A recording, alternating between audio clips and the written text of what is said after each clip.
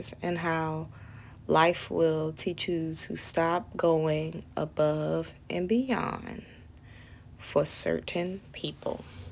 I heard this saying, and forgive me for not knowing the exact source to give them credit, but the saying goes there are two types of people in this world. There's givers and then there's takers.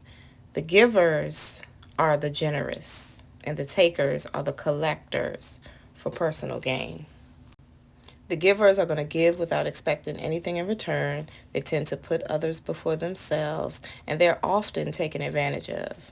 The stuff that I'm talking about that the givers may give are their time, their resources, and their support. So it doesn't have to necessarily always be something monetary or materialistic.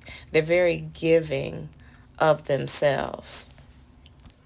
My grandfather had this saying where he would say, if you see a lemon, squeeze it.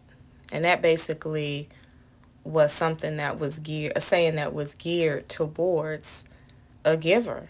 They're often people who are preyed upon, P-R-E-Y, preyed upon and taken advantage of. And if people see that in you, they tend to take full advantage of that. They see you as a lemon, and they're going to squeeze every ounce of you until they get that lemonade or that lemon juice. The thing that a lot of givers suffer from are resentment and anger, which ultimately equals stress.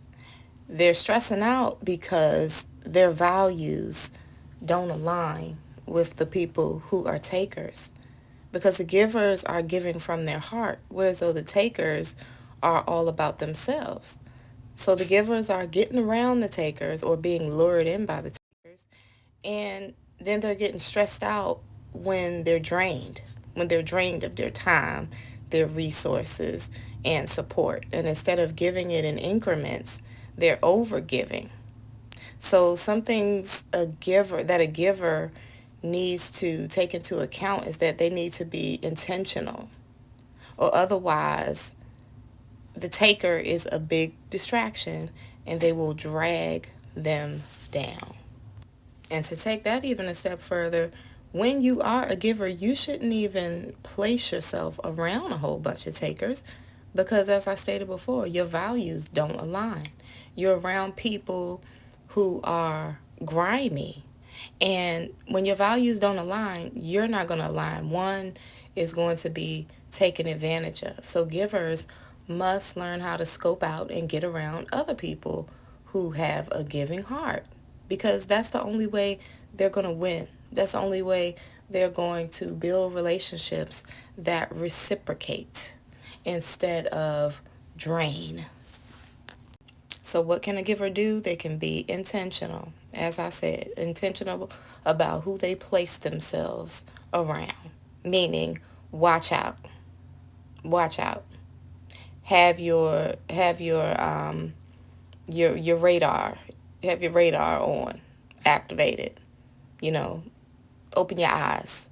Look at the people who are around you and who you place yourself around and who has close proximity to you. Who can access you? And how much access do they have to you? Do they have full access to you, or is it on your terms? Because it needs to be on your terms and limited. If it's someone that is taking way more than they're giving. Takers. Takers are people who deplete you. They deplete you physically, they deplete you emotionally, and they are self-focused, meaning they're only focused on themselves and what they can gain from you or the situation. They're always evaluating what others have to offer them. Sometimes they won't even place themselves around someone unless they have something that they want. So they're predatory. Takers are very predatory people. They're manipulative.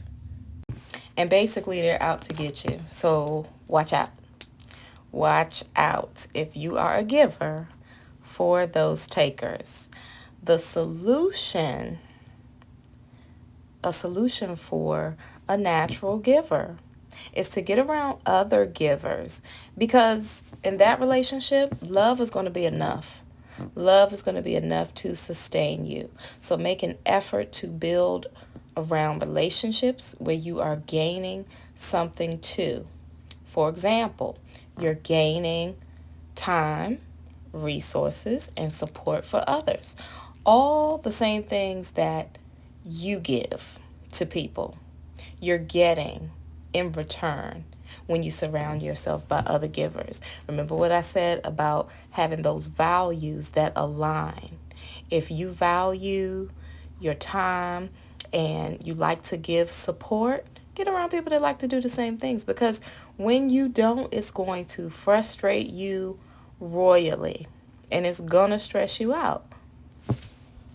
You ever hear about someone complaining about what another person is not doing? They ain't doing this and they ain't doing that, but I did X, Y, and Z from them. You know, when I hear stuff like that, I just listen and I'm like, do you want my advice? Because if you do, now if you're venting, that's a whole nother story. But if you want my advice is to stop being around this person, because the dynamics are not going to change. That's their role in life. They don't know how to give. If they are a taker, they don't know how to give. You got to get around a whole different set of people. People that are also givers like you. Or else you're going to just stay in a frustrated mess because those values don't align. You're not the same. You're not alike. I myself am a giver. So I know that I operate off of love. Love is enough. I don't do anything to get something in return. So that's not what I'm saying.